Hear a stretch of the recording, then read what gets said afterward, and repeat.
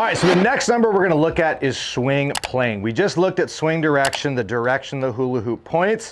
Swing plane is how upright the swing is or how shallow the swing is. So a perfectly upright swing here is gonna be 90. We'll see a 90 pop up on swing plane. If we're perfectly parallel to the ground here, we would see a 0, halfway in between 0 and 90. This would be a 45-degree swing plane.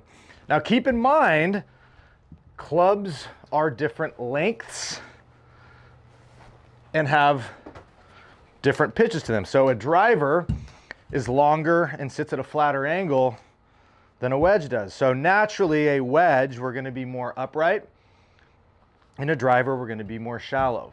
There's no perfect number for swing plane. For now, we're just gonna understand what it is and kind of how to move it around and how it's gonna differ from club to club. So if I start out here hitting a wedge, we're gonna see a swing plane that is on the steeper end, so there's 74. If I go and I make a swing with a 6-iron,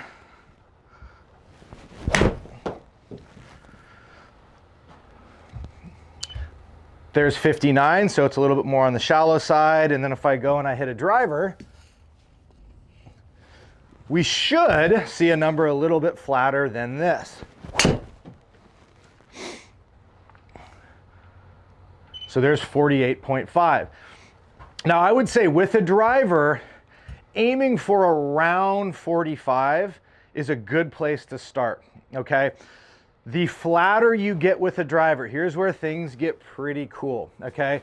Because there's very little loft on a driver, the flatter you go, the flatter you get your plane, if your face is a little bit open or closed, that open is less to the right, and now it's more vertical. So your misses, your dispersion is gonna be less left and right, more up and down. Less misses in the right rough, left rough, more fairways hit, right? So if the face is more on the shut side, notice how that's not pointing to the left, it's just pointing down, okay?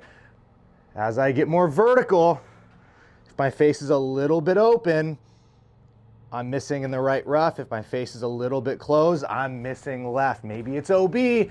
Either way, no bueno. The less loft you have, the longer the club, it is more beneficial to see a flatter plane. Now keep in mind, as you get more loft with a wedge, the face will naturally start to point more left as you get more shallow. So if you're trying to get really shallow with your full swings, with your pitching wedges, your wedges, 9-irons, you may start seeing the ball pull to the left. All right, so it's okay to flatten your clubs if that's what you're trying to do, but it may not be as beneficial to try and get super shallow with clubs that have more loft. So if I take my 6-iron here, you can also mess around with this number and just see what happens, right? So if I go and I try to get really up on my tippy toes, really close to the ball and swing very vertical, we should see this number go up. So there's a 67, my hula hoop is tilted more up. If I go really low to the ground here like a Keegan Bradley and I swing, try and swing really around my body, we should see this number go down. So there's 44.5.